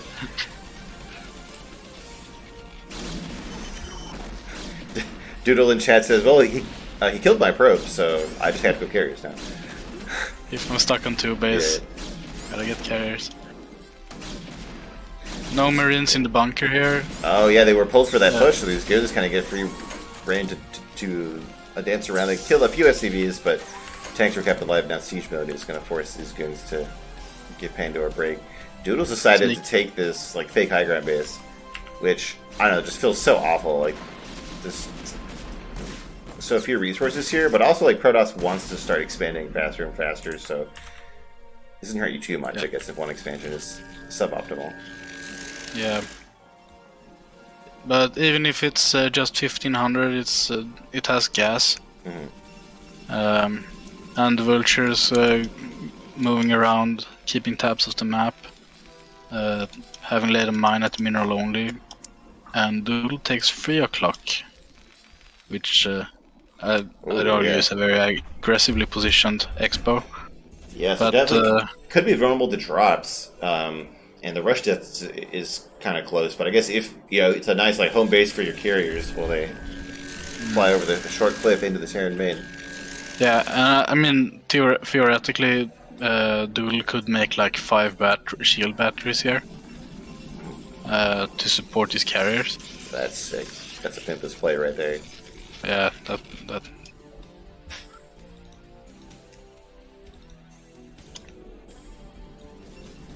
Patent pending on that idea. Yeah. Doodle is Pandora is going for his third CC as he's getting the starports. So I think we're going for like a 3 or a 4 base upgrade style. I'm not sure, he has no scans, so he hasn't seen. Oh, wow, you're right. There's no scanners. The Academy is done. I think that's gonna be really rough. I mean, we saw how much value Doodle got out of the carriers in game 1, and then in this game, like Pandora doesn't even scout carriers and had an early push that kind of got blasted. So I feel like we're just gonna see the carriers roll over Terran again. Yeah, I think unscouted they will be really hard to deal with. We only have 2 Goliaths here, some turrets out. I guess Pandora maybe delayed the scans because he lost a lot of SCVs to the goon counterattack after the free tank push. Yeah. But it kinda bites back now that the carriers are out. We're at 2 so far, 2 more coming in, and +1 air I think, soon done. Worker count is very even still. Yep. Both players, might want like 5 to 10. Oh, will he catch this? No. Oh my god, so many probes, but the vultures miss him. Try to get into the natural, but the quick pylon block keeps them out. That's around with the mines. Oh my god, Panda's been playing micro tourney. Getting the sick mines thrown on the goon. That's my favorite level. But actually, he made it out with 3 at least. If he would have caught that probe train. Oh yeah. And it would have revealed that there's a ridiculous base here, so close to Terran. And the eBay is really close to actually seeing it too. If it would be 2 hex up, you would see the pylon. I think the vultures have spotted it now. Or well, they are very close to spotting it. But why won't they go up? Why don't they want to go up? The vultures just don't want to do it. They've had enough. Vultures practically Scourge. Pretty much the scourge of the ground. I think this mine here, I didn't have vision turned on, but maybe mine's this have, like, repairs. Really tiny vision. I don't think it. Yeah, but it was so close. I think it may was just outside of vision. Well, I think these carriers are about to just go right into turn main, so Pander's definitely going to go real soon here. Yeah, and Panner is still doing Vultures mixed in with his Goliaths productions. But he has a lot of turrets, but I think it's anti-recall. Yeah. Well, it's definitely going to be annoying for these carriers. What is Pander going to do about it? Hasn't really had much of a reaction yet. I mean, what can you do? You can't really deal with carriers this deep. Yeah. It's too many buildings in the way, so he has to go for it. Yeah, and Pandora is moving out here. There is a small Protoss ground army, but definitely not enough to deal with this many tanks on their own. But the carriers, of course, can just scoot over and join the armies whenever they want. And the eBay does go down, which is not a small deal here. Like, not being able to build more turrets for a while. It's not going to help. Yeah, that's true. I was thinking about the vision, but it's true that they also all the turrets died. You can't remake them now. Alright. But the Doodle is collapsing on this army. The Zealots are right on top of the tanks. The Goons are getting slaughtered, but with the carriers up here, I think Doodle is going to be able to hold on to this base here. yeah, and it's only 3 Goliaths left now. But maybe Vultures will get in now that the pylon wall is broken, but it's 2 cannons up here too.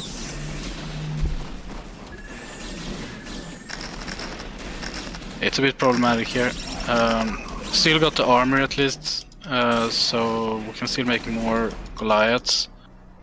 But this is a sizable ground force, and Doodle is almost 50 supply ahead, even though he's 10 behind on workers.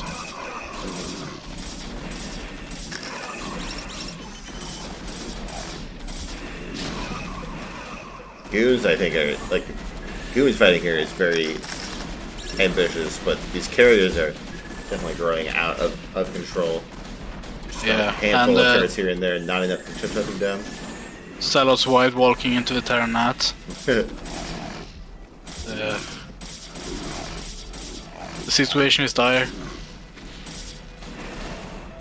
Yeah, this a 4th base is completely undefended. That's one of the ways the Terran can deal with carriers is to like expand really far away, but this time it's not enough. And Doodle is going to claim the Tier 0 crown in a 2-0 victory. And that is going to be the end of King of the Tiers. It is. And the end of the match of the week. Thanks for being here with me, Return. Thanks for having me.